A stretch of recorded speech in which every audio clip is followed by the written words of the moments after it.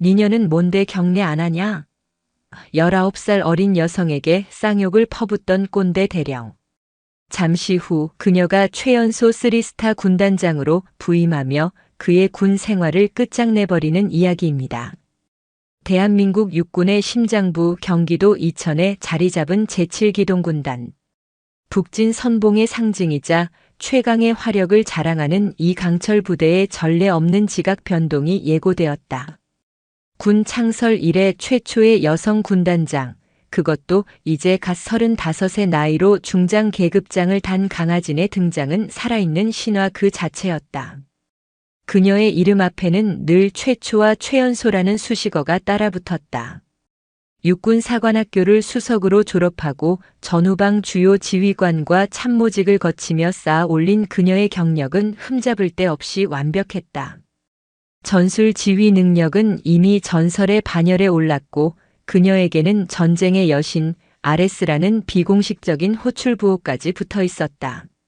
하지만 그녀의 파격적인 승진 가도는 군 내부의 견고한 유리 천장을 깨부수는 통쾌함인 동시에 수많은 기득권 세력에게는 불편한 칼날과도 같았다. 호기심과 경외, 그리고 그보다 더 짙은 질투와 견제의 시선이 보이지 않는 창이 되어 그녀를 향하고 있었다. 부임식을 일주일 앞둔 늦가을 햇살이 부서지던 주말 오후. 강아지는 오래된 SUV 차량을 직접 몰아 이천 일대의 부대들을 조용히 둘러보고 있었다. 화장기 없는 얼굴에 질끈 묶어 올린 머리, 빛바랜 청바지와 검은색 항공 점퍼 차림의 그녀에게서 대한민국 육군의 핵심 전력을 지휘하는 3스타의 위용을 찾아보기란 어려웠다. 그녀는 언제나 그랬듯 가장 먼저 현장의 공기를 직접 마시고 싶었다. 보고서에 찍힌 활자가 아닌 병사들의 눈빛과 땀 냄새, 부대를 감도는 미묘한 분위기 속에서 진짜 현실을 읽어내고자 했다. 그녀의 차가 향한 곳은 수도 기계화 보병사단 예하 5연대였다. 제7군단의 예하 부대 중에서도 가장 역사가 깊고 그만큼 좋지 않은 소문도 끊이지 않는 곳. 강하진의 정보망에 희미하게 포착된 비효율적인 군수관리와 지역업체와의 과도한 유착관계의 진원지이기도 했다. 그 시각 5연대장 맹철웅 대령은 관사에서 늦은 낮잠을 즐기고 있었다. 54살의 그는 군 생활의 절반 이상을 바로 이곳 7군단에서 보낸 터줏대감이었다. 야전에서 잔뼈가 굵었고 거칠지만 부하들을 휘어잡는 카리스마가 있다는 평판 뒤에는 부대를 자신의 왕국처럼 여기는 독선과 탐욕이 깊게 뿌리내리고 있었다. 그는 군수품을 빼돌려 자신의 배를 불리고 지역업체와 결탁하여 공사비를 부풀리는 방식으로 막대한 부를 축적했다. 그에게 부패는 생존 방식이자 험난한 군 생활에 대한 정당한 보상이었다. 자신에게 충성하는 이들에게는 떡고물을 나눠주며 세력을 다졌고 거슬리는 자는 가차없이 짓밟아 자신의 왕국을 공고히 했다. 그런 그에게 최연소 여성 군단장의 부임 소식은 심기를 건드리는 소음 그 이상도 이하도 아니었다. 책상 물림 애송이, 그것도 계집이 뭘 알겠냐는 원색적인 무시와 오만이 그의 머릿속을 지배하고 있었다. 젠장 재수없게. 낮잠에서 깬 맹철웅은 욕설을 뱉으며 자리에서 일어났다. 주말임에도 지역 건설업체 사장과의 미팅이 잡혀 있었기 때문이다. 새로운 막사 신축 공사와 관련된 협의를 위해서였다. 그는 펑퍼짐한 배를 두드리며 연대장실로 향했다. 부대 정문을 통과할 때 그의 매서운 눈에 도로변에 주차된 낯선 SUV 차량과 그 앞에 서서 부대 쪽을 응시하는 한 여자의 모습이 들어왔다. 젊고 호리호리한 몸매에 볼캡을 깊게 눌러쓴 모습이 영락없는 요즘 애들이었다. 군사보안시설 앞에서 얼쩡거리는 모습에 맹철웅의 심기가 뒤틀렸다.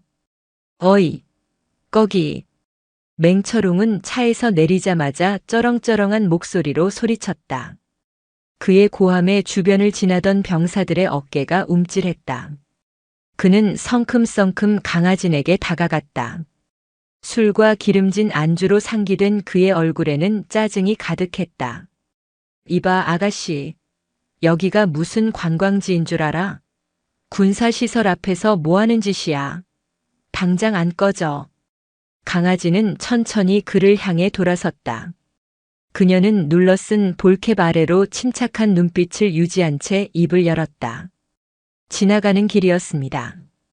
부대 경관이 인상 깊어 잠시 보고 있었습니다. 소란을 피울 생각은 없었습니다.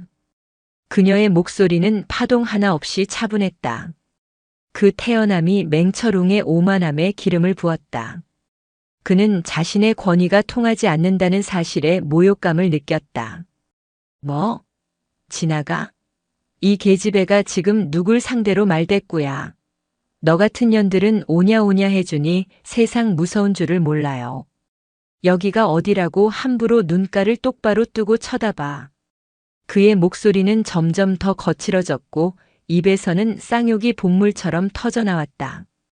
군인은 군인은 말이야. 자기보다 높은 사람을 보면 눈부터 내리깔고 경례부터 박는 게 기본이야, 기본. 내년 눈에는 내 어깨에 달린 이 무궁화가 조주로 보이나? 니년은 뭔데 상관한테 경례 안 하냐며. 니년. 계집애. 좆. 입에 담기 힘든 저속한 단어들이 연대장의 입에서 아무렇지 않게 튀어나왔다. 주변에 서 있던 병사들은 당혹감에 얼굴이 굳었다. 일부는 고개를 숙이며 그 광경을 외면했다. 오연대의 왕 맹철웅의 분노를 감당할 수 있는 사람은 아무도 없었다. 그때 강하진이 천천히 볼캡을 벗었다. 땀 한 방울 흘리지 않은 맑은 이마와 단정하게 묶어 올린 머리, 그리고 무엇보다 깊이를 알 수 없는 서늘한 눈빛이 드러났다.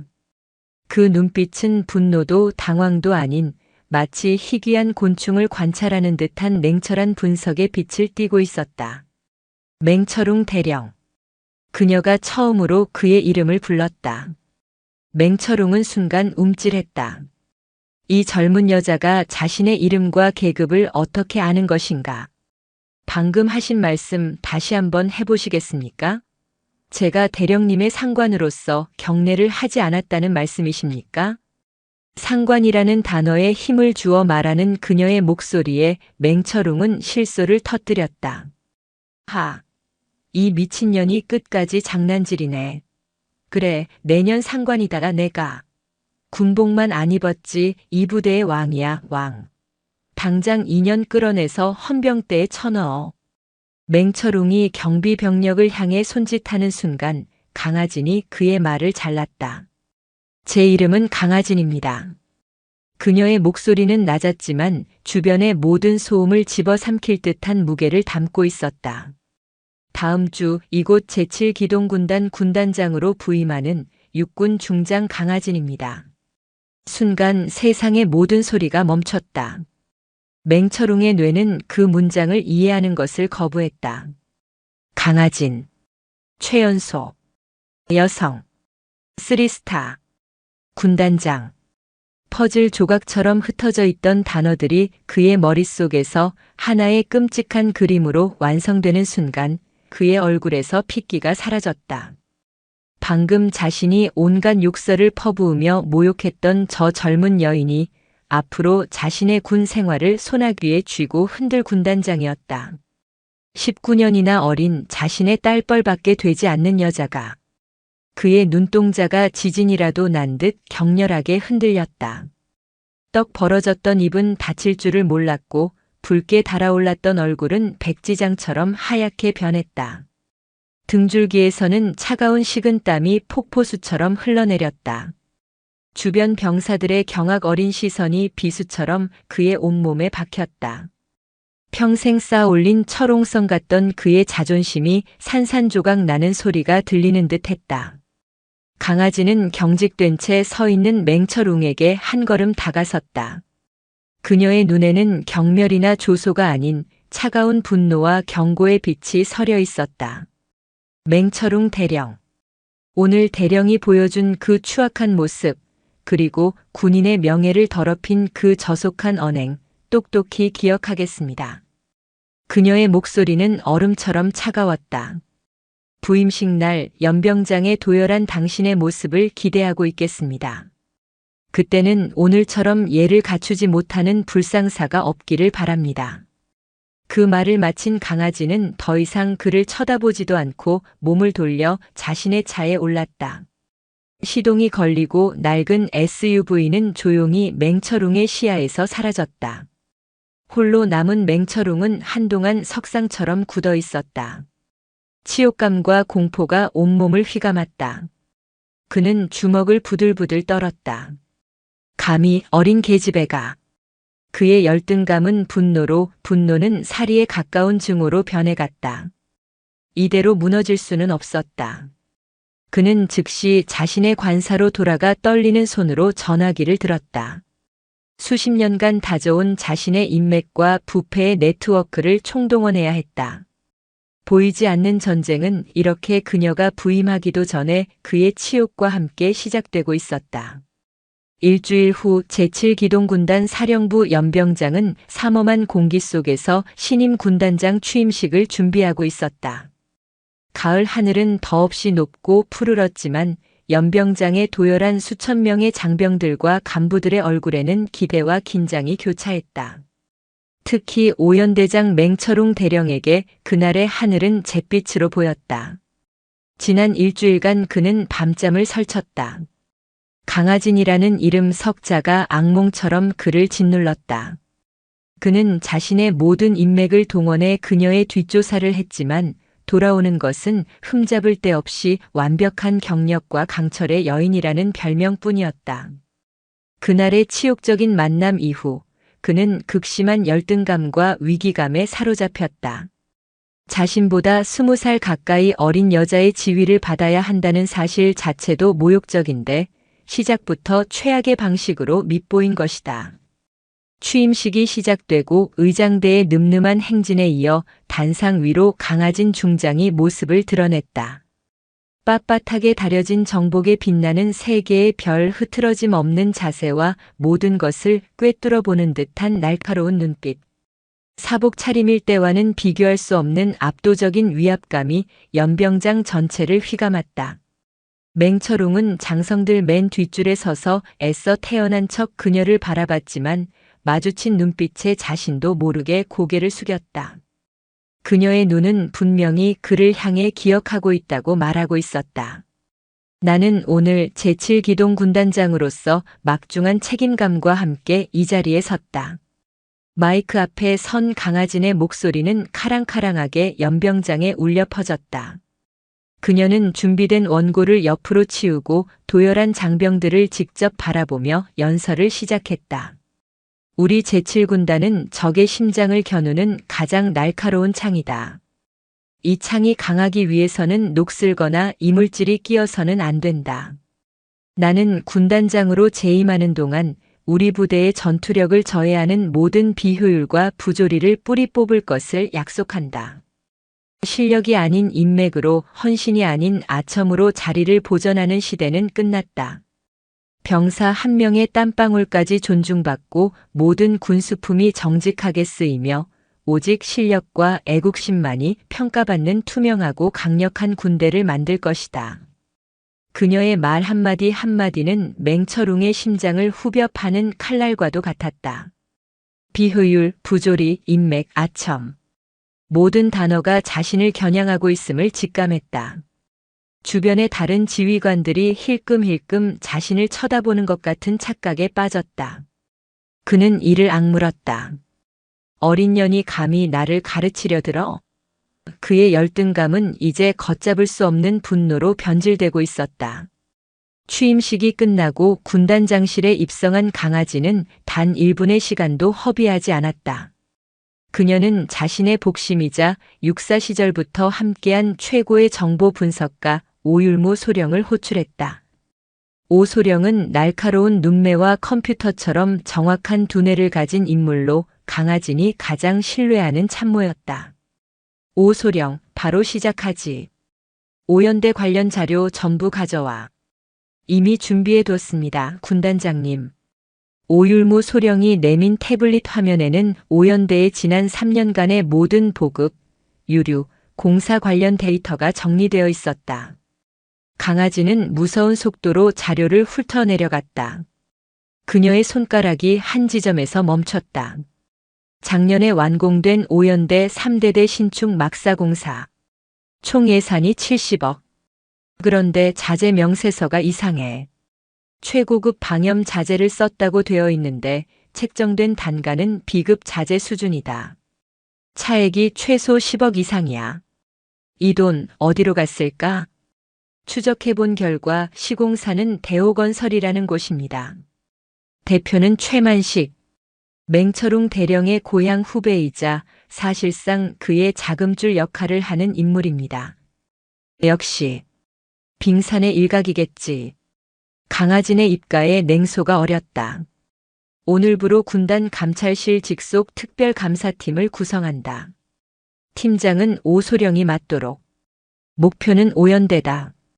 지난 5년간의 모든 보급, 공사, 인사 관련 서류를 단 하나도 빠짐없이 원본으로 제출받아 군단장의 특별 지시임을 명확히 하고 그녀의 명령은 신속하고 단호했다. 군단 전체에 강하진의 첫 번째 칼날이 오연대를 향했다는 소문이 파다하게 퍼졌다. 맹철웅의 귀에도 그 소식이 들어가는 데는 오랜 시간이 걸리지 않았다. 그는 자신의 집무실에서 보고를 받자마자 불같이 화를 내며 책상을 주먹으로 내리쳤다. 이 어린 년이 진짜 나를 죽이려고 작정을 했구나. 그는 즉시 자신의 하수인들을 소집했다. 군수참모인 황진태 소령과 지역업체 대호건설의 최만식 사장이었다. 그의 사무실에 모인 그들의 얼굴에는 불안감이 가득했다. 대령님, 이거 보통 일이 아닙니다. 군단 직속 감사팀이라니요. 이러다 다 죽습니다. 최만식 사장이 울상을 지었다. 맹철웅은 애써 침착한 척 담배에 불을 붙였다. 호들갑 떨지 마. 감사라는 거 하루 이틀 해보나?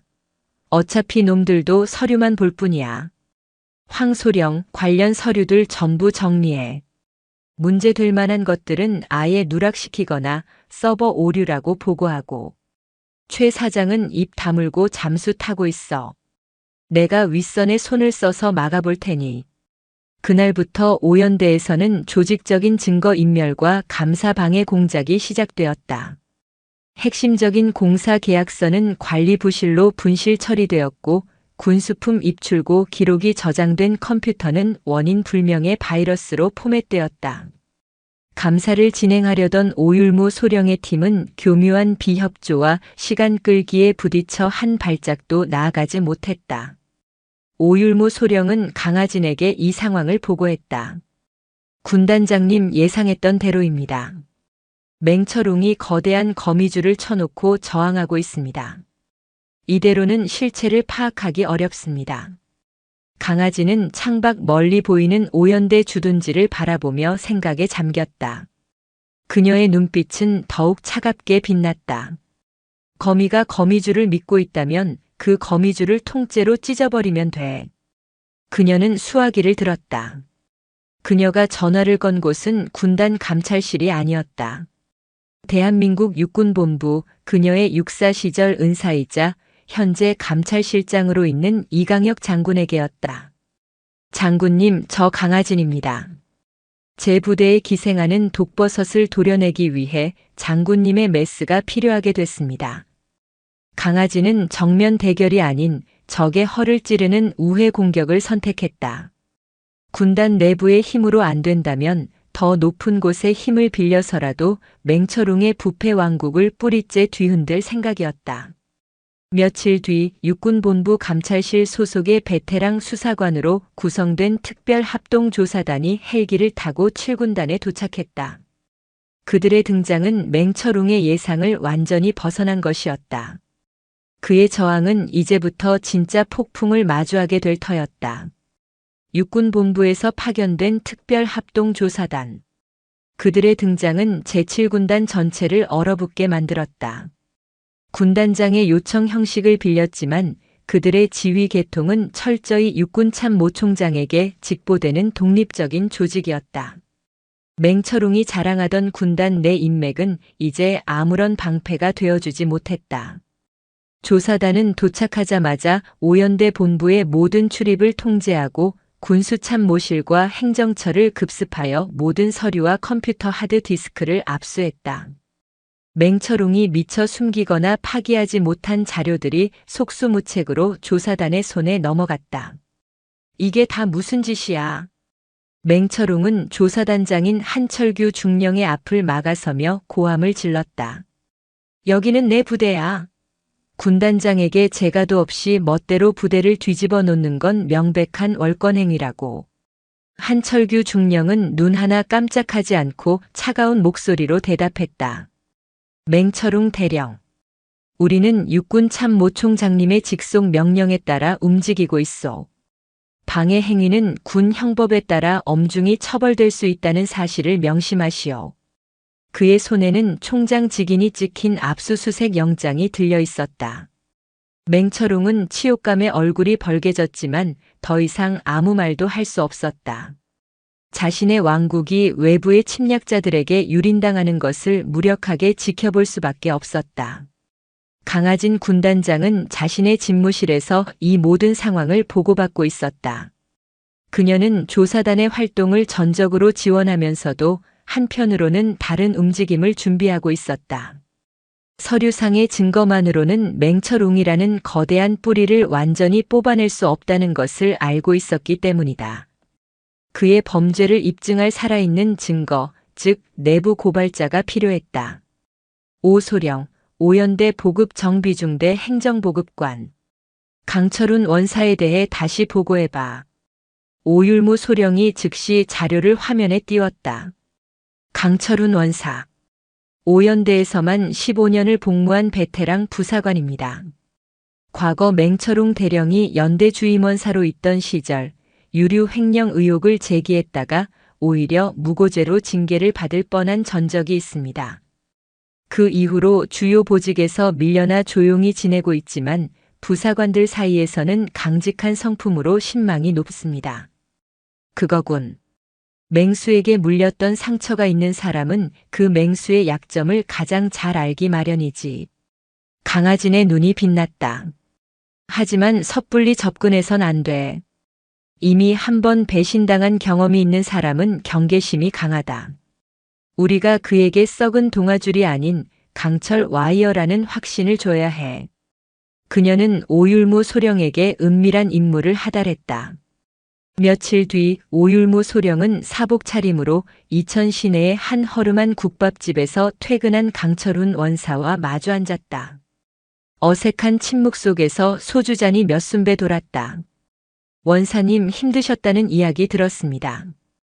오 소령이 조심스럽게 운을 뗐다. 강철훈 원사는 씁쓸하게 웃으며 소주를 단숨에 들이켰다. 계란으로 바위치기였죠. 이제 다 부질없는 옛날 이야기입니다. 그저 조용히 저녁 날만 기다릴 뿐입니다. 그의 목소리에는 깊은 체념이 배어 있었다. 부질없지 않습니다. 오소령은 진지한 눈빛으로 그를 바라보았다.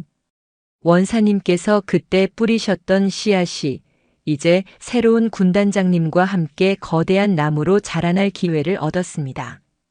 군단장님께서는 원사님 같은 분의 용기가 필요하다고 하셨습니다. 오소령은 강하진 군단장이 직접 작성한 친필 편지를 그에게 건넸다.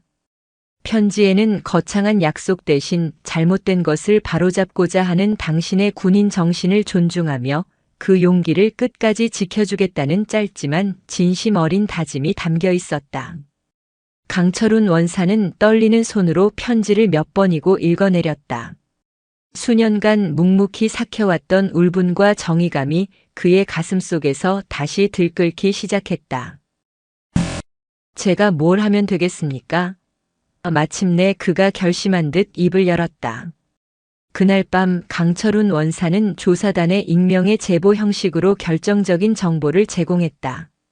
그것은 맹철웅이 신축 막사 공사에서 빼돌린 고급 자재들을 숨겨둔 비밀 창고의 위치였다. 부대에서 조금 떨어진 폐 컨테이너 야적장. 그곳에는 서류상으로는 이미 막사 건설에 사용되었어야 할 최고급 철근과 방염 자재들이 산더미처럼 쌓여 있었다. 맹철웅이 공사가 완전히 끝난 뒤 민간 시장에 팔아넘기기 위해 숨겨둔 비자금 창고였다. 이 정보는 즉시 강하진에게 보고되었다. 드디어 꼬리가 잡혔군. 하지만 그녀는 바로 덮치지 않았다. 더 확실한 덫을 놓기로 했다. 그녀는 조사단을 통해 증거 불충분으로 곧 조사를 종결할 예정이라는 거짓 정보를 흘렸다. 동시에 맹철웅의 자금줄인 최만식 사장에게는 세무조사라는 강력한 압박을 가했다. 궁지에 몰린 쥐는 구멍을 찾기 마련이다. 예상대로 맹철웅은 안심과 불안 속에서 초조해했다. 조사가 끝난다는 소식에 안도하면서도 최 사장이 압박을 이기지 못하고 모든 것을 불어버릴까봐 두려웠다. 그는 위험을 감수하고서라도 비밀 창고의 자재들을 다른 곳으로 옮겨야 한다고 판단했다. 증거만 없애면 모든 것을 부인할 수 있다고 생각한 것이다. 바로 그날 밤, 폭우가 쏟아지는 칠흑 같은 어둠 속 맹철웅의 신복인 황진태 소령과 최만식 사장이 인부들을 태운 대형 트럭을 이끌고 비밀 창고에 나타났다. 그들이 컨테이너 문을 열고 자재를 옮기기 시작하는 순간 주변에 매복하고 있던 육군본부 특임대와 조사단원들이 일제히 덮쳤다. 현장은 순식간에 아수라장이 되었다.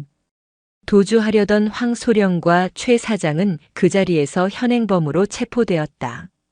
그들의 손에는 빼돌린 자재 목록과 거래 장부가 들려 있었다. 같은 시각 강아지는 군단장실에서 작전 상황을 실시간으로 보고받고 있었다. 현장 체포 완료 보고가 들어오자 그녀는 비로소 옅은 미소를 지었다. 맹철웅 대령에게 전해. 이제 게임은 끝났다고. 맹철웅의 부패 왕국을 지탱하던 가장 굵은 기둥이 이렇게 완벽하게 준비된 덫에 걸려 무너져 내리고 있었다. 보이지 않는 전쟁의 서막은 이제 거대한 폭풍이 되어 그의 모든 것을 집어삼키기 시작했다. 폭우가 쏟아지던 그날 밤 맹철웅 대령에 견고했던 왕국은 모래성처럼 허무하게 무너져 내렸다. 자신의 신복인 황진태 소령과 자금줄 최만식 사장이 현장에서 체포되었다는 보고는 그의 뇌리를 강타한 망치와도 같았다. 그는 관사 소파에 주저앉은 채 한동안 아무 말도 하지 못했다. 귓가에는 빗소리와 함께 자신의 거친 숨소리만이 맴돌았다. 믿을 수 없었다. 어떻게? 자신의 계획은 완벽했다. 조사가 종결된다는 정보, 최 사장을 향한 압박, 그로 인한 증거 인멸 시도까지. 모든 것이 그의 예상대로 흘러가는 듯 보였다. 하지만 그것은 거대한 손바닥 위에서 노란한 어리석은 쥐의 몸부림에 불과했다. 강아진 그 어린 계집이 처음부터 모든 것을 꿰뚫어보고 거대한 덫을 놓고 기다리고 있었던 것이다. 크악. 맹철웅은 짐승 같은 포효를 내지르며 탁자 위에 양주병을 집어 벽에 던졌다. 산산조각 나는 유리 파편과 함께 독한 알코올 향이 방 안에 진동했다. 분노, 공포, 그리고 처절한 패배감이 그의 온몸을 휘감았다. 수십 년간 쌓아올린 그의 성이 고작 부임한 지 한 달도 되지 않은 어린 여자의 손에 송두리째 무너지고 있었다. 그는 떨리는 손으로 전화기를 집어들었다. 그의 마지막 동아줄, 국방위원회 소속의 한 국회의원이었다. 수년간 뇌물로 관계를 다져온 인물이었다. 나 맹대령이요. 지금 큰일이 났소.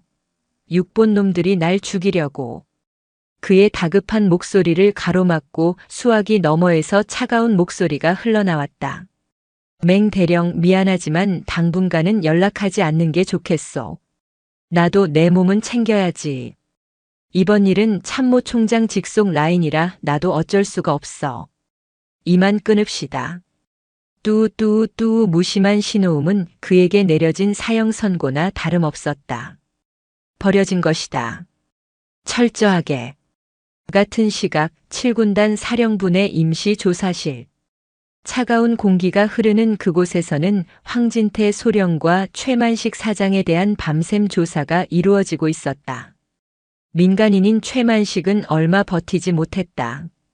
변호사와 마주 앉은 그는 자신의 형량을 줄이기 위해 지난 10년간 맹철웅과 저질러온 모든 비리를 본물 터지듯 쏟아냈다.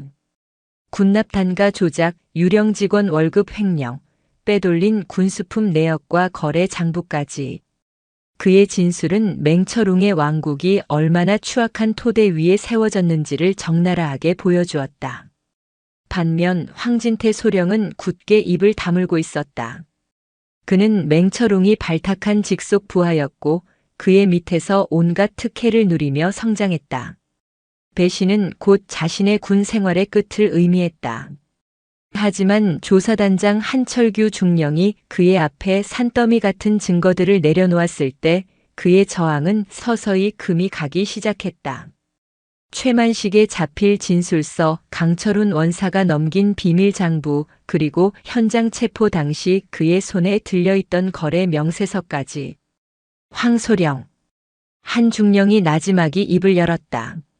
선택은 두 가지다.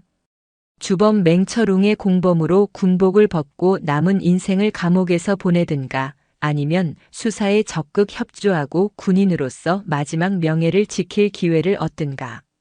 맹철웅은 이미 자네를 버릴 준비를 하고 있을 거다. 그는 그런 인간이야. 한중령의 말은 비수가 되어 황진태의 심장에 박혔다.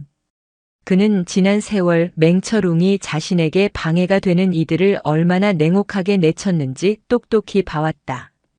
결국 그는 무너졌다. 흐느낌과 함께 그의 입에서 모든 진실이 터져나오기 시작했다. 그의 자백은 최만식의 진술보다 훨씬 더 파괴적이었다. 군 내부의 공모자들, 뇌물을 상납받은 상급부대 간부들의 이름까지 거론되었다. 맹철웅이라는 거대한 고목에 기생하던 수많은 뿌리들이 그 실체를 드러내는 순간이었다. 다음 날 새벽. 밤새 내린 비가 그치고 축축한 공기가 내려앉은 오연대 본부. 숙취와 절망감으로 밤을 새운 맹철웅은 퀭한 눈으로 집무실 의자에 앉아 있었다. 그때 요란한 군화 소리와 함께 그의 집무실 문이 거칠게 열렸다. 육군본부 헌병대 소속의 장병들이었다. 그리고 그들 뒤에는 어젯밤 자신을 신문하던 한철규 중령이 서 있었다. 맹철웅 대령. 한 중령이 차갑게 그의 이름을 불렀다. 특정범죄가중처벌법상 뇌물수수 및 군용물 횡령 혐의로 긴급 체포합니다. 변호사를 선임할 수 있으며 불리한 진술을 거부할 권리가 있어. 맹철웅은 마치 다른 세상 이야기라도 듣는 듯 멍하니 그들을 바라봤다. 체포. 자신의 군 생활에서 단 한 번도 상상해 본 적 없는 단어였다. 그는 마지막 자존심이라도 지키려는 듯 자리에서 일어나 소리쳤다. 이건 음해야. 강아진 그 계집애가 꾸민 함정이라고. 내가 누군지 알아. 이 오연대를 반석 위에 올려놓은 맹철웅이야. 하지만 그의 발악은 공허한 메아리에 불과했다. 헌병 2명이 그의 양팔을 거칠게 붙잡았다. 저항하는 그의 어깨에서 대령 계급장이 거칠게 뜯겨나갔다. 수십 년간 그의 자부심이었던 무궁화 3개가 바닥으로 힘없이 떨어졌다. 그리고 그의 손목에 차가운 수갑이 채워졌다. 철컥하는 소리는 그의 왕국이 끝났음을 알리는 조종과도 같았다. 그는 짐승처럼 끌려나가며 복도를 지나쳤다. 복도 양옆으로는 오연대의 장교와 부사관들이 굳은 얼굴로 서 있었다. 어제까지 그의 말 한마디에 벌벌 떨던 부하들이었다. 그들의 눈에는 경멸, 동정, 그리고 안도감이 뒤섞여 있었다. 그 시선들 앞에서 그는 완전히 발가벗겨진 기분이었다. 평생을 바쳐 쌓아 올린 그의 모든 것이 한순간에 무너져 내리는 치욕의 순간. 그 시각 군단장실에서 강아지는 집무실 통유리 창을 통해 이 모든 광경을 내려다보고 있었다. 헌병차에 구겨지듯 태워지는 맹철웅의 초라한 뒷모습이 시야에 들어왔다. 그녀의 표정에는 어떤 감정도 드러나지 않았다. 승자의 희열도 패자에 대한 연민도 없었다. 오직 부패한 군인의 몰락을 확인하는 냉철한 지휘관의 눈빛만이 존재할 뿐이었다. 그녀는 조용히 인터폰을 들었다. 오소령, 지금부터 셔츠의 첫 단추를 다시 꿰다. 오연대 지휘관 공백이 생기지 않도록 후속 조치 준비하고 이번 사건에 연루된 모든 부패 세력을 단 하나도 남김없이 색출하도록. 우리 군단에 더 이상 썩은 부위는 없다. 그녀의 목소리는 강철처럼 단단했다. 무너진 왕국의 폐허 위에서 그녀의 진짜 전쟁은 이제부터 시작이었다. 맹철웅의 구속은 거대한 두 개 난 작은 구멍에 불과했다. 황진태 소령의 자백이라는 거대한 물줄기가 터져 나오자 두군 걷잡을 수 없이 무너져 내렸다. 그의 진술서에 언급된 수십 명의 이름들은 제7군단 전체를 뒤흔드는 거대한 태풍이 되었다. 오연대는 물론 군단 직할대와 예하 사단의 군수, 인사, 감찰 라인에 포진해 있던 맹철웅의 사람들이 줄줄이 소환되었다. 군단 사령부는 연일 육본 조사단의 서슬 퍼런 기세 아래 놓였고 비리에 연루된 자들은 살기 위해 서로를 물어뜯기 시작했다. 어제의 동지가 오늘의 적이 되는 추악한 진실 공방 속에서 지난 10년간 7군단을 좀먹어온 부패의 실체는 상상을 초월할 정도로 거대하고 조직적이었음이 드러났다. 강아지는 이 피비린내 나는 숙청 작업을 조사단에 일임한 채 흔들리는 부대를 재건하는 작업에 착수했다. 그녀는 혼란을 수습하고 새로운 질서를 세우는데 단 한순간도 지체하지 않았다. 그녀의 첫 번째 조치는 공석이 된 오연대장 자리에 모두의 예상을 깨는 파격적인 인사를 단행한 것이었다. 학연, 지연, 인맥을 철저히 배제하고 오직 능력과 청렴함으로 야전에서 신망이 높았지만 번번이 진급에서 누락되었던 강직한 성품의 서진우 대령을 임명했다. 나에게 줄을 서지 마시오. 여러분의 실력과 헌신이 바로 나에게 닿는 가장 굵은 동아줄이 될 것이오. 신임 연대장의 취임사는 강하진의 철학을 그대로 대변하는 것이었고 이는 오연대 장병들에게 새로운 희망의 메시지가 되었다. 그리고 며칠 뒤 강하진은 군단 전체 장교와 부사관을 대강당에 소집했다. 단상에 선 그녀의 모습은 얼음처럼 차가웠지만 그 목소리에는 부대를 바로 세우겠다는 비장한 결의가 담겨 있었다. 나는 오늘 여러분을 심판하거나 질책하기 위해 이 자리에 선 것이 아니다. 그녀는 수백 명의 간부들을 천천히 둘러보았다. 우리 군단은 큰 병을 앓았다. 한 사람의 탐욕이 부대 전체를 병들게 했고 많은 이들이 그에 동조하거나 침묵했다. 그 결과 우리는 군인으로서 가장 중요한 명예와 신뢰를 잃었다. 그녀는 잠시 말을 멈췄다. 강당 안에는 숨막히는 정적만이 흘렀다. 하지만 썩은 가지를 쳐내는 아픔을 겪었다고 해서 나무 전체가 죽는 것은 아니다. 오히려 더 건강한 새 가지를 키울 기회를 얻은 것이다. 나는 오늘 여러분에게 그 기회를 주고자 한다. 그녀는 자신의 새로운 군단 운영 방침을 선포했다. 모든 군수품의 입출고 현황을 전산화하여 실시간으로 공개하는 투명. 보급 시스템 그리고 지휘관의 부당한 지시나 부대 내 비리를 군단장에게 직접 제보할 수 있는 익명 소통 창구인 정의의 소리함을 설치하겠다는 것이었다. 그것은 부패에 대한 강력한 경고이자 정직한 군인들을 보호하겠다는 약속이었다. 과거의 잘못에 연루되었으나 진심으로 반성하고 부대의 명예를 되찾는데 헌신할 기회를 원하는 자가 있다면 나는 그에게 책임을 묻지 않겠다. 오히려 그의 용기를 높이 사겠다. 하지만 앞으로 단 한 번이라도 병사들의 땀과 눈물을 자신의 사리사욕을 채우는데 이용하는 자가 있다면 내 모든 것을 걸고 그가 다시는 군복을 입고 이 땅에 설 수 없게 만들 것이다. 이것은 나의 약속이다. 연설이 끝나자 강당 안에서는 우레와 같은 박수가 터져나왔다. 그것은 새로운 지휘관에 대한 충성의 맹세이자 스스로 부대를 정화하겠다는 장병들의 다짐이었다. 그리고 그 주 주말 강아지는 홀로 군 구치소를 찾았다. 수인복 차림의 맹철웅이 면회실 차가운 의자에 앉아 있었다. 불과 몇 주 전 연대의 왕으로 군림하던 위세는 온데간데 없었다.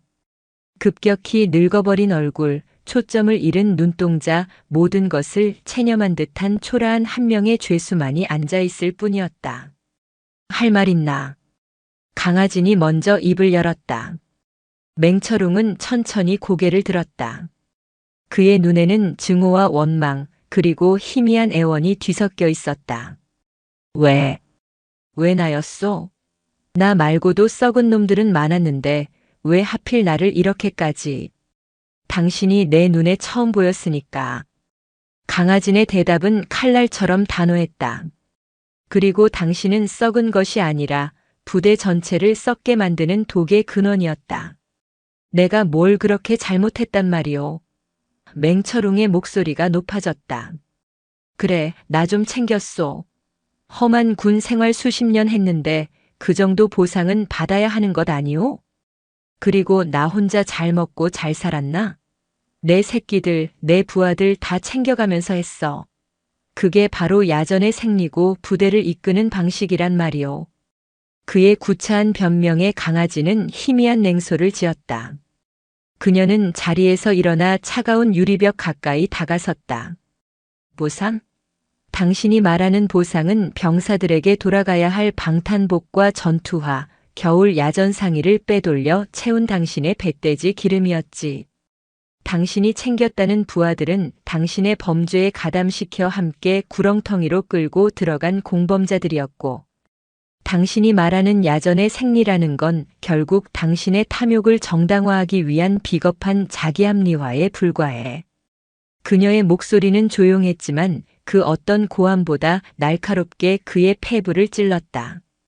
당신이 진정으로 부대를 생각하는 지휘관이었다면 병사 한 명에게라도 더 따뜻한 전투복을 입히고 더 안전한 장비로 훈련시켜야 했어. 당신이 무시했던 그 어린 계집의 눈에는 당신의 그 비겁한 변명 뒤에 숨겨진 탐욕스러운 모습이 너무나도 선명하게 보였다. 당신은 군인이 아니야. 군복을 입은 도둑놈일 뿐이지. 그 마지막 말이 맹철웅의 남은 자존심마저 산산조각 냈다. 그는 무너져 내렸다. 잘못했습니다. 군단장님, 제발 한 번만. 그는 어린아이처럼 울며 애원했다. 강아지는 더 이상 그를 쳐다보지 않고 차갑게 돌아섰다. 당신에게 용서를 빌 대상은 내가 아니야. 당신이 짓밟았던 수많은 병사들과 당신이 더럽힌 군인의 명예에게 빌어라. 법의 심판 달게 받도록. 면회실을 나서는 그녀의 등 뒤로 맹철웅의 처절한 울음소리가 울려 퍼졌다. 그것은 한 시대의 종말을 알리는 소리이자 새로운 시대의 강철 같은 의지를 증명하는 심판의 칼날이었다. 거대한 태풍이 휩쓸고 간 자리는 처참했다. 맹철웅 일당의 구속과 대대적인 숙청 작업은 제7군단에 깊은 상처를 남겼다. 조직의 신뢰는 바닥에 떨어졌고 남은 장병들 사이에서는 서로를 의심하는 불신과 패배감이 안개처럼 번졌다. 하지만 모든 것이 무너져 내린 바로 그 폐허 위에서 아주 작지만 단단한 희망의 싹이 튀기 시작했다. 그 중심에는 행정보급관 강철훈 원사가 있었다. 그는 맹철웅의 비리를 고발한 내부 고발자였다. 강하진 군단장과 조사단에게 그는 영웅이었지만 부대 내 일부 동료들에게 그는 조직을 배신한 변절자였다. 맹철웅에게 충성했던 이들은 노골적으로 그를 비난했고 침묵으로 동조했던 이들은 불편한 시선으로 그를 멀리했다. 그는 옳은 일을 했지만 그 대가로 혹독한 고립감에 시달려야 했다. 이 사실을 보고받은 강아지는 주저하지 않았다. 그녀는 어느 평일 오후 예고 없이 오연대 보급 정비중대를 방문했다. 기름 냄새와 쇳가루가 날리는 정비고 그곳에서 강철훈 원사는 묵묵히 자신의 일을 하고 있었다. 군단장이 직접 자신의 일터까지 찾아오자 그는 당황하여 어쩔 줄을 몰라 했다. 하지만 강아지는 그의 어깨를 두드리며 중대원 전체를 집합시켰다. 나는 오늘 우리 군단의 진정한 영웅을 칭찬하기 위해 이곳에 왔다. 그녀는 중대원들이 지켜보는 앞에서 강철훈 원사의 가슴에 육군 참모총장 표창을 직접 달아주었다. 강철훈 원사의 용기는 개인의 안위를 넘어 군의 명예와 정의를 지키려는 참된 군인 정신의 발로였다. 불의에 침묵하는 것은 편안한 길일지 모른다. 하지만 그는 기꺼이 가시밭길을 선택하여 썩어가는 우리 조직에 경종을 울렸다. 그의 용기야말로 우리 제7군단이 본받아야 할 새로운 전통이자 명예다. 그녀는 거기서 그치지 않았다. 강철훈 원사를 오늘부로 군단 군수참모부 주임원사로 임명한다. 그의 정직함과 꼼꼼함으로 우리 군단의 모든 보급 시스템을 바로 세울 것이다. 파격적인 현장 인사 조치였다. 그것은 강철훈 원사 개인의 명예를 회복시켜주는 것을 넘어 군단 전체에 보내는 강력한 메시지였다. 정의는 반드시 승리하며 용기 있는 자는 그에 합당한 보상을 받는다. 그날 이후 강 원사를 향한 비난과 수군거림은 자취를 감췄다. 대신 그를 향한 존경과 부러움의 시선이 그 자리를 채웠다. 그리고 군단장 직속 정의의 소리함에는 그동안 침묵했던 수많은 제보들이 쏟아지기 시작했다. 시간이 흘러 맹철웅과 그 일당에 대한 군사재판이 열렸다. 국민적 관심 속에 진행된 재판에서 그들의 추악한 범죄 행각이 낱낱이 드러났다. 검찰이 제시한 명백한 증거들 앞에서 그들은 어떤 변명도 할 수 없었다. 재판 최후 진술에서 맹철웅은 늙고 병든 노인처럼 초췌한 모습으로 고개를 숙였다. 제가 괴물이었습니다. 저 같은 군인은 다시는 나와서는 안 됩니다. 그의 뒤늦은 후회는 그러나 어떤 동정도 얻지 못했다. 결국 법정은 맹철웅에게 군사법정 최고 형량에 가까운 징역 20년형과 함께 불명예 전역 그리고 모든 군인 연금을 박탈하는 중형을 선고했다. 황진태 소령을 비롯한 공범자들 역시 각각의 죄에 상응하는 엄중한 처벌을 받았다. 부패한 왕국의 말로는 비참했다. 그 사이 오연대는 새로운 지휘관 아래 놀라운 속도로 변모하고 있었다.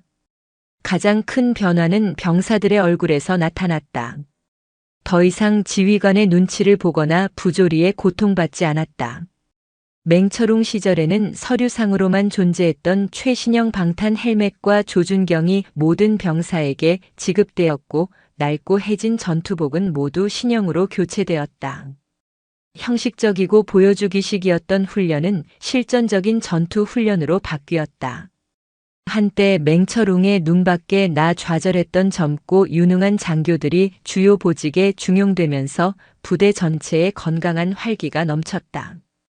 어느 맑은 가을날 강아지는 오연대 훈련장을 불시에 방문했다.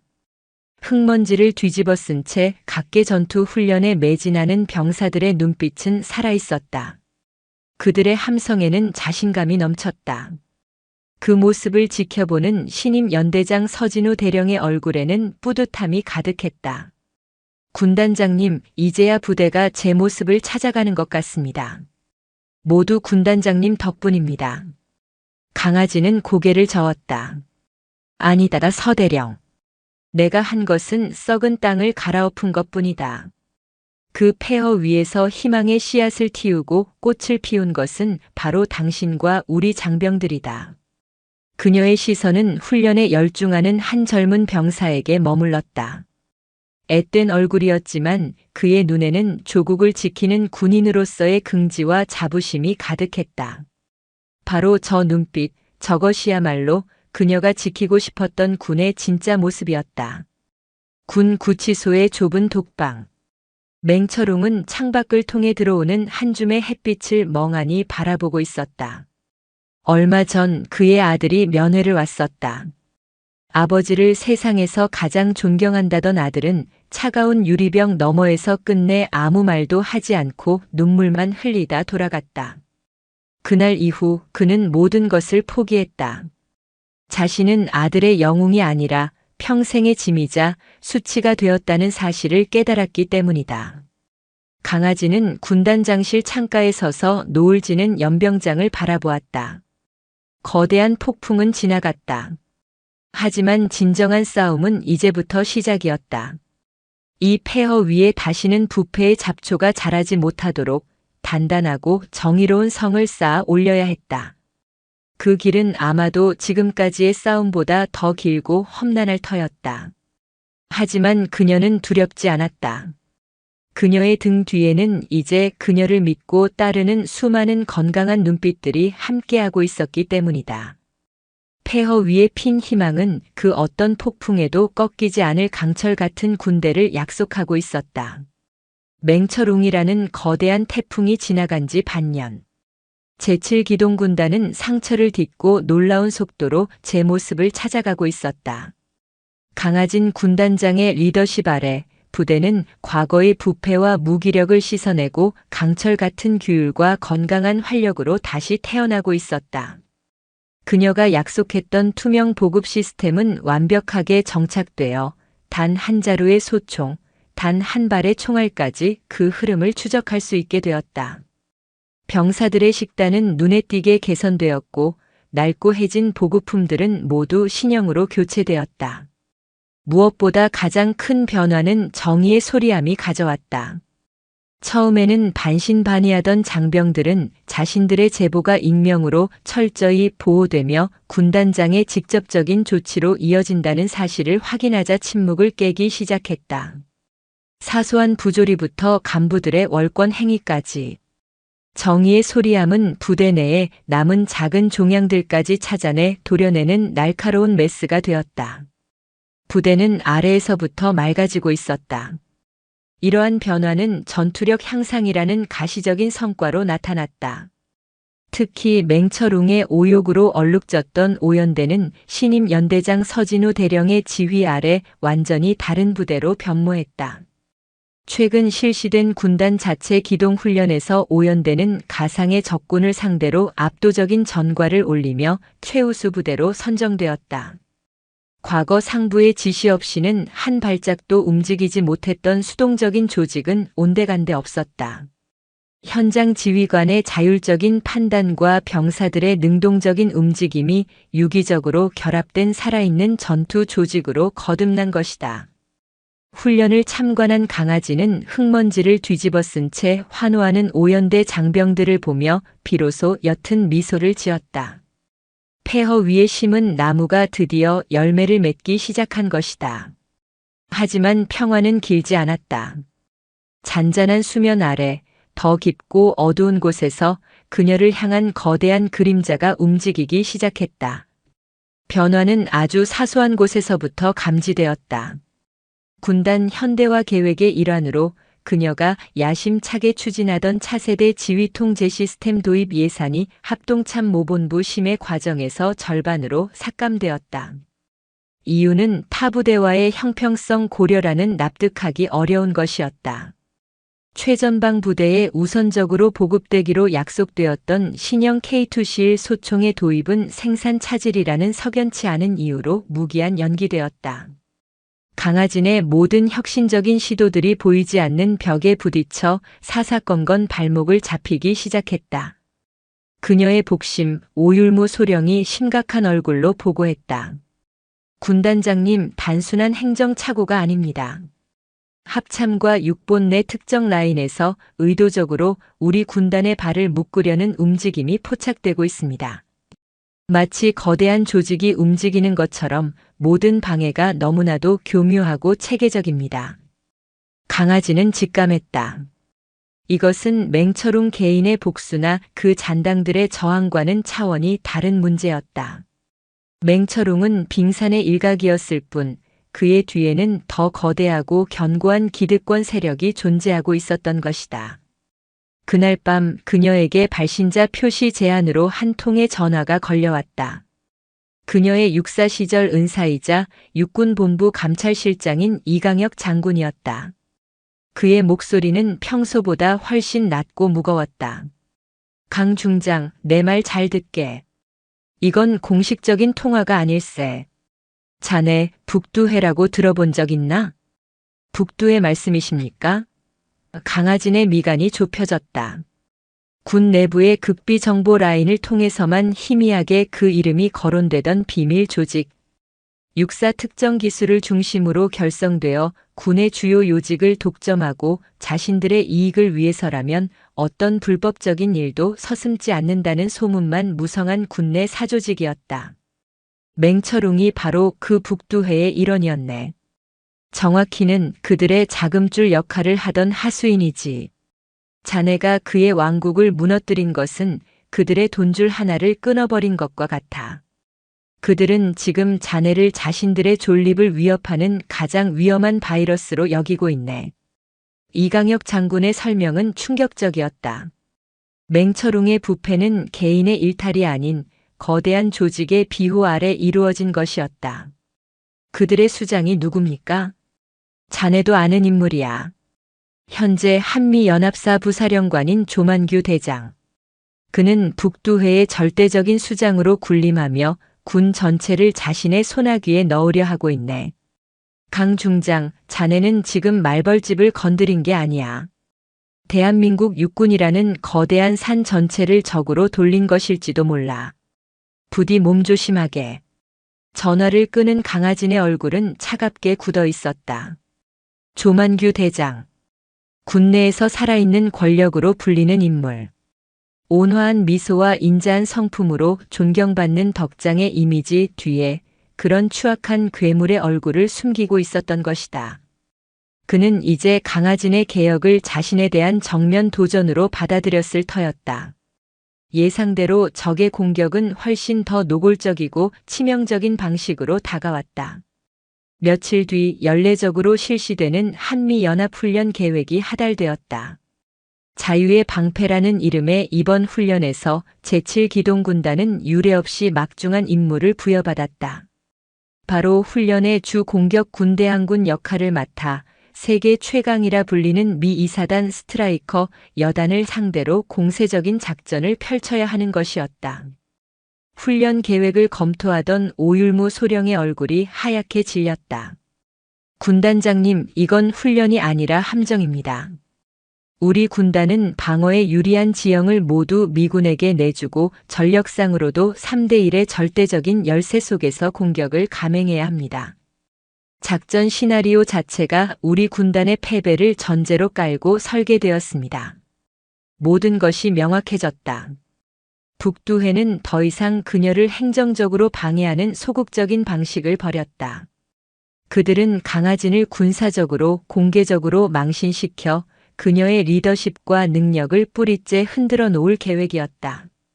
최초의 여성 군단장 전략의 귀재라는 허울 좋은 수식어 뒤에 숨은 실전 경험 없는 책상물림 장군이라는 오명을 씌우려는 것이다. 만약 훈련에서 참패한다면 그녀가 이룩한 모든 개혁은 전투력을 약화시킨 섣부른 시도로 매도될 것이고 그녀는 군복을 벗어야 할지도 몰랐다. 강하진은 작전 지도를 말없이 내려다보았다. 그녀의 눈에서는 두려움이 아닌 차가운 분노와 함께 전사의 투지가 불타오르고 있었다. 전쟁의 여신 아레스의 눈빛이었다. 그녀는 즉시 군단의 모든 지휘관을 비상 소집했다.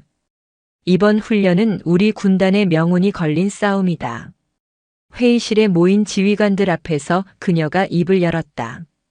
적은 우리에게 불가능한 임무를 던져주었다. 그들은 우리가 실패하고 무너지기를 바라고 있다. 그들은 우리가 지난 반년간 흘린 땀과 노력이 한낱 헛된 것이었음을 증명하고 싶어 한다. 그녀는 지휘관들의 얼굴 하나하나를 눈에 담았다. 그들의 눈에는 긴장감과 함께 그녀를 향한 굳건한 신뢰가 담겨 있었다. 하지만 그들은 한 가지를 간과했다. 우리는 더 이상 과거의 오합지졸이 아니다. 우리는 강철 같은 규율과 동료에 대한 신뢰로 뭉친 새로운 7군단이다. 그녀는 작전지도 위를 가리키며 단호하게 말했다. 그들이 우리에게 시험을 하려 드는군. 좋다. 그렇다면 우리가 그들에게 진짜 전쟁이 무엇인지 보여주자. 지금부터 자유의 방패 훈련 작전 계획을 전면 수정한다. 우리의 작전명은 아레스의 철퇴다. 회의실의 공기는 뜨겁게 달아올랐다. 그것은 패배를 예감한 절망이 아닌 거대한 도전을 앞둔 전사들의 비장한 각오였다. 제7기동군단 강하진의 군대는 이제 보이지 않는 거대한 적을 향해 그들의 모든 것을 건 반격을 준비하기 시작했다. 경기도 포천의 광활한 승진 훈련장. 가을의 끝자락 차가운 바람이 땅 위에 내려앉은 이곳에 수만 명의 병력과 수백 대의 전차, 장갑차가 집결했다. 한미연합훈련 자유의 방패에 막이 오른 것이다. 훈련 통제본부에는 조만규 대장을 비롯한 군 수뇌부와 미군 장성들이 자리를 잡고 거대한 스크린을 통해 전장의 상황을 지켜보고 있었다. 그들의 얼굴에는 강하진의 7군단이 과연 어떤 모습을 보일지에 대한 냉소적인 호기심이 서려 있었다.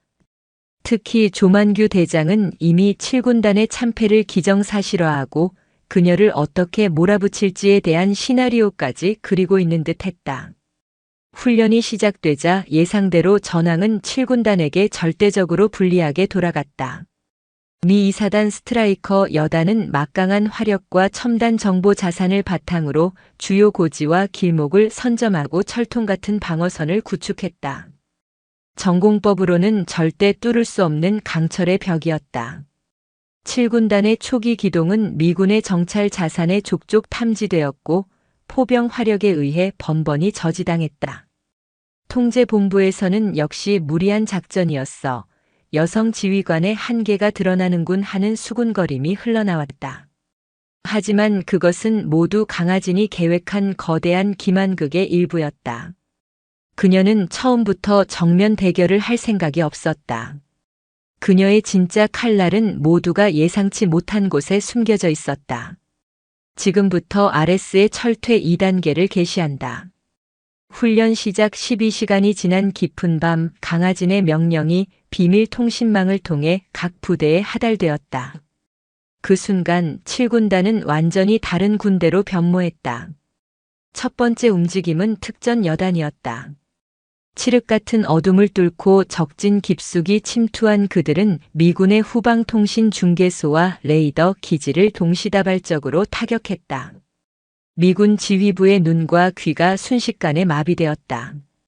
동시에 7군단 포병여단은 허를 찌르는 방식으로 미군의 주 방어선이 아닌 예상치 못한 예비 진지를 향해 대규모 기만 포격을 가했다. 미군 지휘부는 7군단의 주공이 그쪽으로 향할 것이라 완벽하게 오판하고 예비 병력을 그쪽으로 이동시키기 시작했다. 바로 그때 강하진의 진짜 승부수가 던져졌다. 바로 서진우 대령이 이끄는 오연대였다. 그들은 모든 통신 장비를 끈 채 훈련 시나리오 상 기동 불가 지역으로 분류된 험준한 마차산 산맥을 타고 야음을 틈타 이동하고 있었다. 병사들은 새로 지급된 야간 투시경과 경량화된 군장을 착용하고 소리 없이 움직였다. 과거 맹철웅 시절이었다면 상상도 못할 지휘관에 대한 절대적인 신뢰와 강인한 정신력, 그리고 완벽한 군수 지원이 없이는 불가능한 작전이었다. 군단 주임원사 강철훈의 지휘 아래 보급부대는 드론까지 동원하여 험준한 산악 지형을 따라 이동하는 오연대에게 은밀하게 유류와 탄약을 보급했다. 통제본부의 스크린에서 오연대는 행방불명 상태였다. 조만규 대장은 그들이 미군의 공격에 와해되었거나 길을 잃고 헤매고 있을 것이라 확신하며 비웃었다. 풋내기 지휘관의 무리수가 부대 전체를 고립시켰군. 하지만 다음 날 새벽 통제본부는 경악에 휩싸였다. 행방불명되었던 오연대가 유령처럼 미군의 심장부, 즉 스트라이커 여단 지휘본부와 야전 군수 지원단이 위치한 후방 지역에 나타난 것이다. 그들은 밤새 불가능한 산악 행군을 통해 미군의 방어선을 완벽하게 우회한 것이었다. 전 연대 공격 개시. 서진우 대령의 포효와 함께 오연대는 잠에서 깨어나는 맹수처럼 미군 지휘부를 덮쳤다. K1의 전차의 굉음과 K9 자주포의 불벼락이 적진을 유린했다. 혼란에 빠진 미군 지휘부는 제대로 된 대응조차 하지 못하고 순식간에 지휘 체계가 붕괴되었다. 후방이 완벽하게 유린당했다는 소식에 전방의 미군 주력 부대들은 극심한 혼란에 빠졌다. 이 결정적인 순간 또 다른 부대에서 강하진의 전략을 완성하는 움직임이 있었다. 제11기동사단 구여단. 여단장 김성진 대령은 과거 맹철웅의 측근이었으나 강하진에게 두 번째 기회를 부여받은 인물이었다. 그의 부대는 미군 주력 부대의 퇴로를 차단하는 위험한 임무를 맡고 있었다. 만약 실패하면 부대가 전멸할 수도 있는 상황. 그의 참모들은 너무 위험합니다. 후퇴해서 방어 태세를 갖춰야 합니다라고 건의했다. 김 대령은 순간 고민에 빠졌다. 과거에 그였다면 안전한 길을 택했을 것이다. 하지만 그의 뇌리에는 여러분의 실력과 헌신이 나에게 닿는 가장 굵은 동아줄이라던 강하진의 목소리가 맴돌았다. 그는 결심했다. 전부대 군단장님을 믿는다. 명령대로 적의 퇴로를 차단한다. 단 한 놈도 살려보내지 마라. 그의 결단은 전황의 쐐기를 박았다. 구여단은 용맹하게 싸워 미군의 퇴로를 완벽하게 차단했고 전후방에서 포위된 미군 스트라이커 여단은 전멸 판정을 받았다. 훈련 통제본부는 침묵에 휩싸였다. 거대한 스크린에는 7군단의 압승을 알리는 결과가 떠 있었다. 불가능하다고 여겼던 작전이 완벽하게 성공한 것이다. 조만규 대장의 얼굴은 분노로 시뻘게 달아올랐다. 그는 자신의 눈앞에서 벌어진 이 전술적 걸작을 믿을 수 없다는 듯 스크린만 노려보고 있었다. 미군 여단장은 감탄과 존경이 뒤섞인 표정으로 옆자리의 한국군 장교에게 물었다. 도대체 저 7군단장은 누구인가? 그의 전략은 마치 전쟁의 신 아레스가 직접 지휘하는 것 같군. 그때 훈련 통제본부의 모든 스피커에서 맑고 단호한 여성의 목소리가 울려 퍼졌다. 7군단장 강하진이었다. 통제본부에 알린다. 적 지휘부 와해 주력 부대 포위 경멸. 목표 완수. 의상. 그녀의 목소리는 체스판의 마지막 말을 놓는 승자의 선언과도 같았다. 체크메이트. 그녀는 보이지 않는 적 북두해가 파놓은 함정을 완벽하게 격파하고 자신의 능력을 전군에 증명해 보였다. 아레스의 포효는 이제 시작에 불과했다. 자유의 방패 훈련의 결과는 단순한 승패를 넘어 군 전체에 거대한 충격파를 던졌다. 절대적인 열세 속에서 거둔 7군단의 완벽한 승리는 하나의 전설이 되었다. 특히 강하진 군단장이 선보인 창의적이고 대담한 전략은 전술 교범을 새로 써야 한다는 평까지 나올 정도였다. 훈련을 참관했던 미군 지휘관들은 그녀를 한국의 잔 다르크라 칭하며 아낌없는 찬사를 보냈다. 훈련 강평회. 군 수뇌부가 모두 모인 그 자리에서 조만규 대장은 자신의 의도와는 정반대로 7군단의 승리를 공식적으로 치하해야만 했다. 그는 억지로 미소를 지으며 강하진과 악수했지만 그 눈빛은 칼날보다 더 차갑고 살벌했다. 강하진은 그의 눈을 피하지 않고 똑바로 마주보며 희미하게 웃었다. 그것은 승자의 여유로운 미소이자 아직 끝나지 않은 전쟁에 대한 선전포고였다. 북두해는 이번 패배로 치명적인 내상을 입었다. 강하진의 리더십과 능력을 깎아내리려던 계획이 오히려 그녀에게 전군 최고의 전략가라는 날개를 달아준 꼴이 되었기 때문이다. 그들은 당분간 수면 아래로 몸을 숨길 수밖에 없었다. 하지만 강하진은 승리에 취하지 않았다. 그녀는 이 승리가 자신 혼자만의 것이 아님을 자신을 믿고 따라준 부대원들의 땀과 헌신이 있었기에 가능했음을 누구보다 잘 알고 있었다. 훈련이 끝나고 부대로 복귀한 날 그녀는 장성들을 위한 승리 축하연 대신 흙먼지투성이인 전투복 차림 그대로 병사들의 생활관을 찾았다. 그녀는 지친 병사들에게 직접 따뜻한 국을 퍼주며 그들의 노고를 격려했다. 이번 승리의 진짜 주인공은 바로 너희들이다. 너희들의 용기와 헌신이 있었기에 불가능을 가능으로 만들 수 있었다. 정말 고맙고 자랑스럽다. 군단장이 직접 밥을 퍼주며 격려하는 모습에 병사들은 감격했다. 부대 곳곳에서 군단장님, 충성 하는 함성이 터져나왔다. 그녀는 특히 이번 훈련에서 결정적인 역할을 한 지휘관들을 잊지 않았다. 미군의 퇴로를 차단하는 위험한 임무를 완수한 김성진 대령을 따로 불러 그의 손을 잡았다. 김 대령의 용기 있는 결단이 없었다면 이번 승리도 없었을 것이요. 과거의 실수가 미래의 발목을 잡게 놔두지 않겠소. 당신의 능력에 걸맞은 대우를 약속하지. 그녀의 말에 김 대령은 뜨거운 눈물을 흘렸다. 그는 진심으로 새로운 지휘관에게 충성을 맹세했다. 강아지는 또한 군단 주임원사 강철훈을 찾아가 그의 공로를 치하했다. 원사님의 보이지 않는 헌신이 우리 군단의 창끝을 날카롭게 만들었습니다. 당신이야말로 우리 군의 진정한 보이지 않는 손입니다. 그녀의 인정에 강원사는 벅찬 가슴을 감추지 못했다. 이러한 강아진의 행보는 7군단 구성원들의 마음을 하나로 묶는 강력한 용광로가 되었다.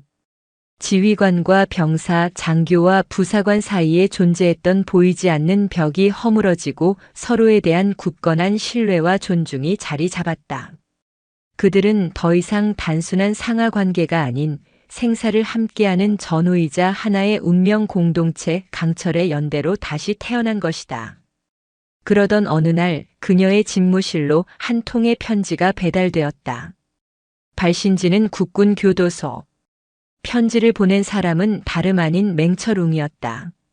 강아지는 의아한 표정으로 편지 봉투를 뜯었다. 삐뚤빼뚤한 글씨로 쓰인 편지의 내용은 예상 밖의 것이었다. 강아진 군단장에게 이 편지를 쓸 자격이 나에게 없다는 것을 안다. 용서를 구하려는 것도 아니다. 나는 이곳 교도소 라디오를 통해 이번 훈련 소식을 들었다. 당신이 그리고 7군단이 거둔 위대한 승리에 대한 이야기였다. 처음에는 믿지 않았고 분노했다. 하지만 시간이 지나고 여러 번 그 소식을 곱씹어 보니 인정할 수밖에 없더군. 당신은 내가 평생을 바쳐도 만들지 못했을 진짜 강한 군대를 만들었다. 나는 당신에게 패배한 것이 아니었다.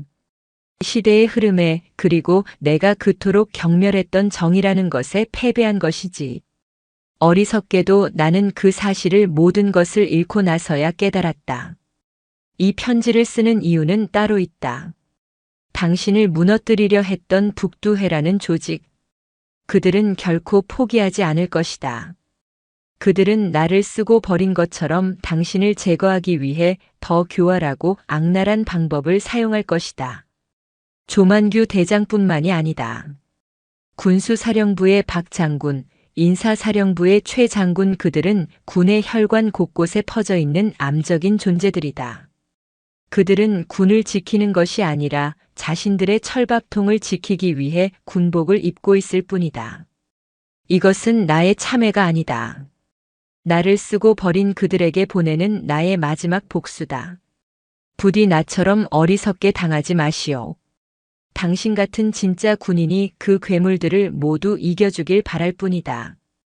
편지는 거기서 끝나 있었다. 강아지는 한동안 말없이 편지를 내려다보았다. 적에 적은 동지라 했던가. 맹철웅의 편지는 그의 마지막 발악인 동시에 그녀에게는 보이지 않는 적의 실체에 다가설 수 있는 결정적인 정보가 담긴 지도와도 같았다. 그녀는 편지를 조용히 접어 서랍 깊숙이 넣었다. 그리고 창가에 서서 멀리 펼쳐진 부대의 전경을 바라보았다. 싸움은 끝나지 않았다. 오히려 더 거대한 적과의 전쟁이 이제 막 시작되었을 뿐이다. 하지만 그녀는 더 이상 혼자가 아니었다. 그녀의 등 뒤에는 이제 그녀를 위해 기꺼이 목숨을 바칠 수 있는 강철의 연대가 버티고 있었다. 그녀의 눈빛은 그 어느 때보다 단단하고 결연했다. 이 나라, 이 군대를 바로 세우기 위한 그녀의 전쟁은 이제 마지막 장을 향해 나아가고 있었다. 강아진의 군단은 강철처럼 단단해졌다. 훈련의 승리는 단순한 명예 회복을 넘어 부대원들에게 우리도 할 수 있다는 자신감과 지휘관에 대한 절대적인 신뢰를 심어주었다. 강철의 연대로 거듭난 7군단은 그 어떤 외부의 압력에도 흔들리지 않을 견고한 요새가 되었다. 하지만 강아지는 알고 있었다. 진짜 전쟁은 이제부터 시작이라는 것을. 맹철웅의 편지는 그녀에게 적의 심장부로 향하는 지도를 쥐어주었다. 그녀는 더 이상 방어하고 반격하는 입장이 아니었다. 이제는 그녀가 먼저 적의 심장을 향해 칼을 겨눌 차례였다. 그녀의 움직임은 뱀처럼 은밀하고 치밀했다. 낮에는 군단장으로서 부대를 지휘하고 훈련을 독려하며 완벽한 지휘관의 모습을 보였다. 하지만 밤이 되면 그녀의 집무실은 북두해를 무너뜨리기 위한 비밀 전쟁의 작전 사령부로 변모했다. 오율무 소령의 정보팀은 맹철웅이 언급한 이름들을 중심으로 자금 흐름과 인사 기록을 샅샅이 추적했다. 그녀의 은사인 이강혁 장군은 육본 감찰실의 권한을 이용해 그녀를 뒤에서 조용히 지원하며 북두해와 관련된 비리 첩보들을 은밀히 전달해 주었다. 퍼즐 조각들이 하나씩 맞춰지기 시작했다. 수십 년간 군 전체에 거미줄처럼 퍼져 있던 부패와 비리의 연결고리가 서서히 그 윤곽을 드러냈다. 북두해 역시 절치부심하며 반격의 기회를 노리고 있었다. 한미연합훈련에서의 참패로 조만규 대장의 리더십은 큰 타격을 입었고 조직 내부에서는 강하진을 이대로 두어서는 안 된다는 위기감이 팽배했다. 군사적인 능력으로 그녀를 꺾을 수 없다면 다른 방법을 써야 했다. 더럽고 추악하지만 그래서 더 효과적인 방법. 그들은 강하진이라는 인물의 가장 본질적인 부분, 그녀의 명예를 공격하기로 결심했다. 얼마 뒤 대한민국 전체가 발칵 뒤집히는 사건이 터졌다. 보수 성향의 한 인터넷 언론사가 단독 강철의 여신 강하진 중장, 파격 승진 뒤에 숨겨진 추악한 스캔들이라는 제목의 기사를 터뜨린 것이다. 기사의 내용은 충격적이었다. 강하진이 과거 합참에 근무하던 시절 유력 정치인과의 부적절한 관계를 통해 승진에 도움을 받았으면 거액의 뇌물을 수수했다는 의혹을 제기했다. 기사에는 조작된 금융거래 내역과 출처 불명의 측근 인터뷰까지 교묘하게 편집되어 있었다. 이것은 북두해가 준비한 최후의 발악이자 가장 악랄한 공격이었다. 사실 여부와 상관없이 여성 지휘관이라는 그녀의 위치에서 이런 종류의 스캔들은 치명적이었다. 대중은 자극적인 가십에 열광했고 여론은 순식간에 악화되었다. 그녀를 시기하던 군 내부의 세력들은 이때다 싶어 익명의 인터뷰를 통해 의혹을 증폭시켰다. 국방부는 들끓는 여론에 등 떠밀려 엄정한 조사를 통해 한 점 의혹도 남기지 않겠다고 발표했다. 상황은 최악으로 치닫고 있었다. 북두해의 수장 조만규 대장은 언론과의 인터뷰에서 인자한 원로의 가면을 쓴 채 비통한 표정으로 말했다. 참으로 안타깝고 가슴 아픈 일입니다. 강 장군은 군의 큰 자산이지만 군인의 명예는 그 무엇보다 중요합니다. 스스로 거취를 결단하여 군의 부담을 덜어주는 용기를 보여주길 바랍니다. 그의 발언은 사실상 그녀에게 잦은 사퇴를 압박하는 공개적인 최후 통첩이었다. 모두가 강하진이 이대로 무너질 것이라 예상했다. 하지만 그들은 아레스라는 그녀의 별명을 잊고 있었다. 전쟁의 여신은 위기 속에서 더욱 강해지는 법이다. 침묵을 지키던 강하진이 마침내 움직였다. 그녀는 국방부 기자실에서 긴급 기자회견을 자청했다. 현역 군단장이 직접 언론 앞에 서는 것은 극히 이례적인 일이었다. 수백 명의 기자들 앞에 선 그녀의 모습은 조금도 위축되지 않았다. 오히려 그 어느 때보다 단단하고 결연해 보였다. 저는 오늘 저에게 씌워진 거짓된 낙인을 스스로 찢어버리고 우리 군의 심장에 박힌 거대한 암덩어리를 도려내기 위해 이 자리에 섰습니다. 그녀의 첫마디에 기자실은 술렁였다. 그녀는 먼저 자신에게 제기된 스캔들을 조목조목 반박하기 시작했다. 오율무 소령의 사이버팀이 밤새 추적하여 밝혀낸 기사에 실린 금융거래 내역이 포토샵으로 정교하게 조작되었다는 증거를 대형 스크린에 띄웠다. 기사에 언급된 정치인과 만났다는 날짜에는 그녀가 최전방 GOP에서 부대원들과 함께 경계 작전을 지휘하고 있었다는 명백한 증거 사진과 기록을 공개했다. 거짓의 갑옷이 한꺼풀씩 벗겨지자 그녀는 드디어 진짜 칼을 뽑아들었다. 이 모든 음해의 배후에는 자신들의 기득권을 지키기 위해 군을 사유화한 부패한 군인들의 사조직 북두회가 있습니다. 북두회라는 단어가 그녀의 입에서 나오는 순간 기자실은 폭탄이라도 터진 듯 아수라장이 되었다. 그녀는 아랑곳하지 않고 그동안 비밀리에 수집해온 모든 증거를 공개하기 시작했다. 맹철웅이 직접 자필로 작성한 진술서, 북두회 조직도와 그들의 비리 내역, 그리고 결정적으로 조만규 대장이 이번 스캔들을 조작하라고 지시하는 내용이 담긴 선명한 녹음 파일이 기자실 전체에 울려 퍼졌다. 강아진 그 계집애 하나 처리 못해서 뭘 꾸물거려. 여자한테 스캔들만큼 확실한 게 어딨어. 없는 것도 만들어서 터뜨리란 말이야. 녹음기에서 흘러나오는 조만규 대장의 추악한 목소리는 그의 인자한 가면을 산산조각 내버렸다. 그것은 빼도 박도 못하는 완벽한 증거, 스모킹 건이었다. 기자회견은 대한민국 전체를 뒤흔들었다. 국민들의 분노는 하늘을 찔렀고 청와대와 국회는 즉각적인 진상규명을 요구하고 나섰다. 결국 대통령은 군 통수권자로서 직접 특별검사팀을 임명하여 북두회 사건의 전면적인 수사를 지시했다. 군 내부의 자체 조사가 아닌 외부의 독립된 사법기관에 의해 군의 치부가 드러나게 된 것이다. 그날 오후 한미연합사 부사령관실에 군 검찰단 소속 수사관들이 들이닥쳤다. 살아있는 권력이라 불리던 조만규 대장은 자신의 집무실에서 허망한 표정으로 창밖을 바라보다가 수갑을 찬 채 끌려나갔다. 평생 쌓아 올린 명예와 권력이 한순간에 무너져 내리는 순간이었다. 그의 몰락을 시작으로 북두회에 연루되었던 수십 명의 장성들과 장교들이 줄줄이 체포되었다. 대한민국 군 역사상 최대 규모의 숙군 작업이 시작된 것이다. 1년 후, 대한민국 육군은 완전히 새로운 모습으로 다시 태어났다.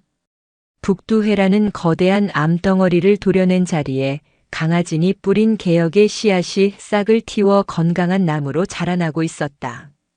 학연, 지연이 아닌 오직 실력과 헌신만이 평가받는 문화가 정착되었고 젊고 유능한 남녀 장교들이 군의 미래를 이끌어 나가고 있었다.